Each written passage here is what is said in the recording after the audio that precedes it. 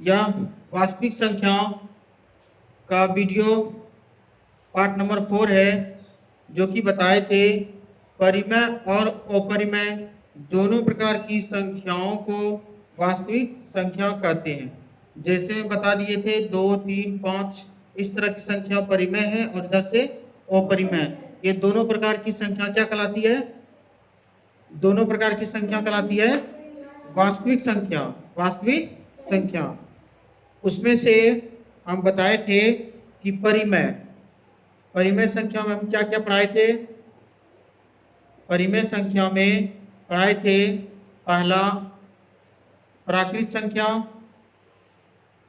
प्राकृत संख्या, सम संख्या, पूर्ण संख्या और हाँ विषम संख्या, विषम संख्या तक बताए थे। अभाज्य भी बताए थे, लेकिन अभाज्य भी बता दिए थे। तो चलो अभाज्य से हम शुरू करते हैं फिर एक बार, ठीक है?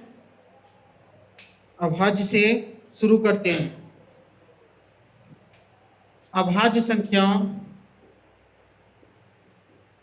अभाज्य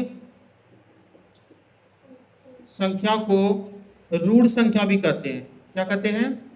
ऋण संख्या। अभाज्य संख्या को ऋण संख्या भी कहते हैं। इसका इंग्लिश होता है प्राइम नंबर। अंग्रेजी में इसको क्या कहते हैं? Prime number.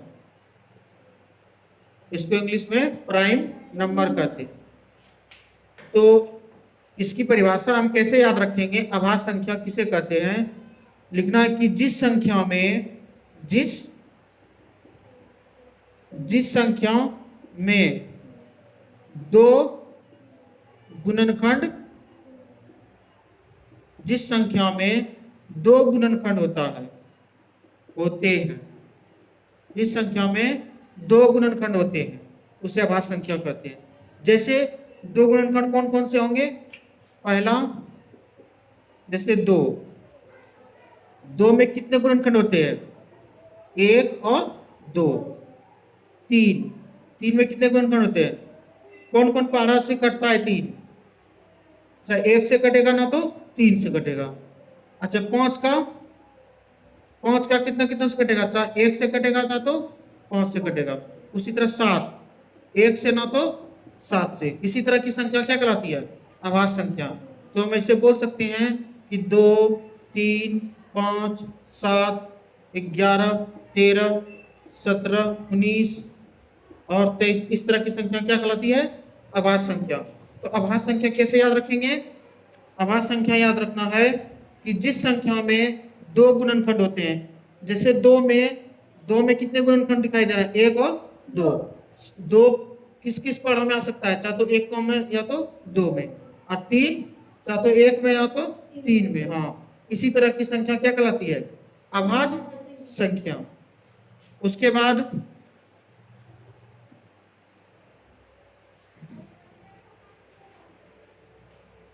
भाज्य संख्या।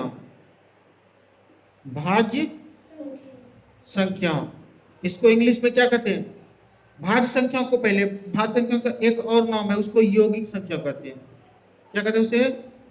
यौगिक संख्या। इसको इंग्लिश में कहते हैं composite number. Composite number, composite number. अब देखो भाज्य संख्या उसे कहते हैं जिस संख्या में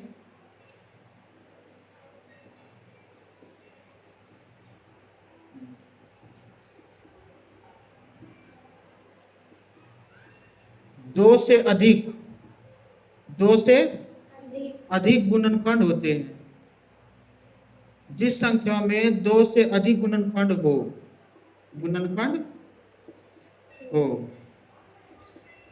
जैसे आप बताओ कि 4 जो है, 4 किस किस पहाड़ा में कटता है?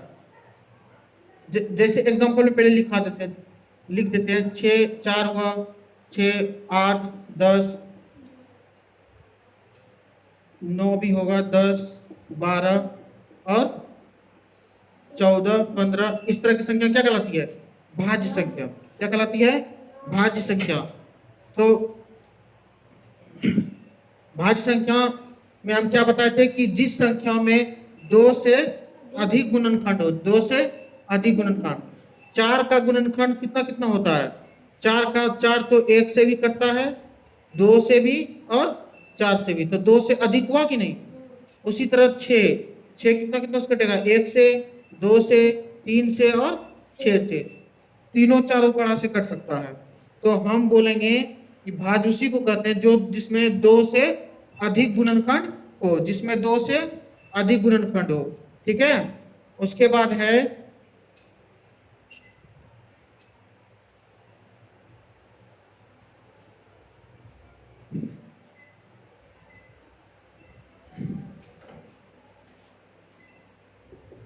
अगला है सअभाज्य।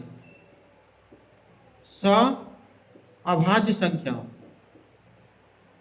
सअभाज्य संख्या, इसको इंग्लिश में कहते हैं को प्राइम नंबर।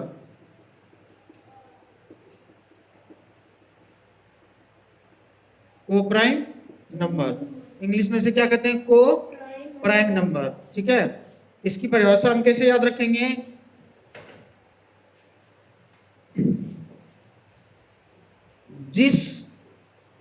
जिस संख्या का जोड़ा, जिस संख्या में जोड़ा,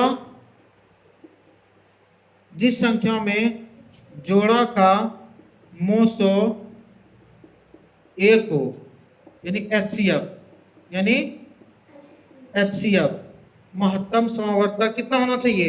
1 होना चाहिए। जैसे में क्या होगा? जैसे में होगा 2 3, 2 3, 3 5, 5 7, उसके बाद और भी बोल सकते हैं कुछ भी, 7 11।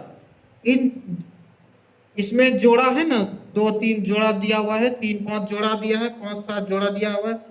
इन सभी संख्याओं को का मोसो कितना होना चाहिए? 1 होना चाहिए। उसी को कहते हैं को प्राइम नंबर। उसे क्या कहते हैं? को प्राइम नंबर, यानी सअभाज्य संख्या। जैसे 2 का हम अगर गुणनखंड करते हैं, 2 जैसे 2 3 का हम निकाल के बताते हैं। 2 3 का इसका निकाल के दिखाते हैं। 2 का अलग हो गया, 3 का अलग हो गया, तो 2 से 2 में कटेगा, 1 हुआ। तो इसका जो है 2 का कितना आया? 2 गुने 1। ठीक है। 3 का आ गया मेरा, 3 से कटा, 3 एक बार में, सॉरी एक बार में कटा, तो 3 का कितना हो गया? 3 गुना 1 आया ना। तो इसमें कौन कौन मिल रहा है? ये मिल रहा है, तो यही मोसो बराबर कितना हो गया? 1। यानी इन सारी संख्याओं का अगर हम मोसो निकालेंगे तो सबका कितना निकलेगा? 1। तो सब समझ में आ गया होगा।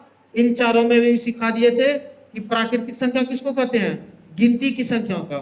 जैसे कोई वस्तु हम गिनते हैं तो कहां से शुरू करते हैं? 1 से। कहां से करते हैं? 1 से। ऐसा हो सकता है कि 0 से स्टार्ट करते हैं कोई वस्तु गिनने पर? नहीं। तो जिससे गिनती स्टार्ट करते हैं, शुरू करते हैं, उससे क्या कहते हैं? प्राकृत संख्या। और सम संख्या किसको कहते हैं? जो 2 से विभाजित हो, जो 2 से विभाजित हो उसे सम संख्या। अब पूर्ण संख्या किसको कहते हैं? जो 0 से स्टार्ट हो। जो 0 से मतलब गिनती की संख्या भी पूर्ण संख्या होती है, लेकिन आगे में क्या लगता है? 0। और विषम संख्या किसको कहते हैं? जो 2 से विभाजित नहीं हो, जो 2 का पढ़ा में 2 का पढ़ा में नहीं कटे। और अभाज्य संख्या हम बता दिए। अभाज्य संख्या किसको कहते हैं? कि जिस संख्या में सिर्फ 2 गुणनखंड होते हैं। कितने होते हैं उसमें? 2 गुणनखंड होते हैं। जैसे बता दिए थे कि 2 पढ़ाव में 2 किस किस पढ़ाव में है? 2 1 और 2 में 2 किस किस पढ़ाव में है? अच्छा 17 किस किस पढ़ाव में है? 17 बताओ तो कौन सा पढ़ाव में है? या तो 1 में है या तो 17 में है ना। हाँ 1 में है तो 17 में। चलो हो गया। तो थैंक यू।